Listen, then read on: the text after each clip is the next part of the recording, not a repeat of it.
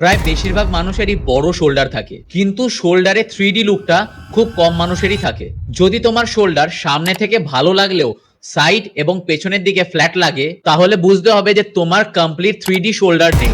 আর আজকের হাইপোট্রফিয়াতে আমরা দেখবো যে কিভাবে 3D শোল্ডারকে বিল্ড করা যায়। দেখো, শোল্ডার হলো একটা complex ball and socket joint. এখানে শুধু হেভি ওভারহেড প্রেস করলেই হবে না, তোমাকে তোমার শোল্ডারে তিনটে হেড, ফ্রন্ট ডেল্ট, সাইড ডেল্ট বা ল্যাটারাল ডেল্ট আর রিয়ার ডেল্ট, এই তিনটেকেই প্রপার ভাবে ট্রেন করতে হবে। ফ্রন্ট ডেল্ট হলো তোমার শোল্ডারের সামনে থাকে। বেশিরভাগ চেস্ট ট্রেনিং এ ফ্রন্ট ডেল্ট এমনিতেই স্টিমুলেশন পায়। ল্যাটারাল ডেল্ট এটা তোমার শোল্ডারের সাইডে থাকে, আর এটা তোমার বডিকে উইথ বা চওড়া দেখায়। রিয়ার ডেল্ট এটা তোমার শোল্ডারের পেছনে থাকে, যেটা তোমার শোল্ডারে 3D লুকের real secret. 3D shoulder develop করবার জন্য আমি আমার হাইপোট্রফিয়াতে দুটো এক্সারসাইজকে পিক করি। Number 1 exercise, behind the back cable lateral raises. দেখো, ডাম্বেলের চেয়ে কেবলের টেনশনটা অনেক বেশি থাকে। এই এক্সারসাইজটা করবার সময় কেবলটাকে নিজের বডির পেছনের দিক থেকে টানো, যাতে তোমার ল্যাটারাল ডেল্ট বা সাইড ডেল্টের লেন্থে টেনশন বেশি থাকে। নাম্বার 2 হচ্ছে cable face pulls with a twist. এই এক্সারসাইজটা করবার সময় রোপটাকে নিজের কপালের দিকে বা ফোরহেডের দিকে টানো, আর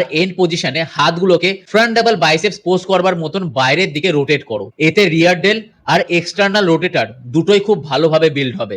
দেখো, শোল্ডার ভালো রেসপন্স পায় হাই ভলিউম ট্রেনিং এ। তাই আমার ফেভারিট ফিনিশার হলো dumbbell side lateral raises drop set. Dumbbell lateral raises 12টা রেপিটেশন করার পর 50% ওয়েট কমিয়ে আর একটা সেট করো complete failure. This forces blood into the tissue, creating that round and dense look. 3D shoulder মানে কিন্তু শুধু শোল্ডারের সাইজ বড় হওয়া না। এই প্ল্যানটা ফলো করো আর আমাকে কমেন্ট করে জানাও যে কিরকম রেজাল্ট পাচ্ছ। আর এরকম সায়েন্স বেসড ইনফরমেশন পেতে হলে হাইপোট্রফিয়াকে অবশ্যই ফলো করো।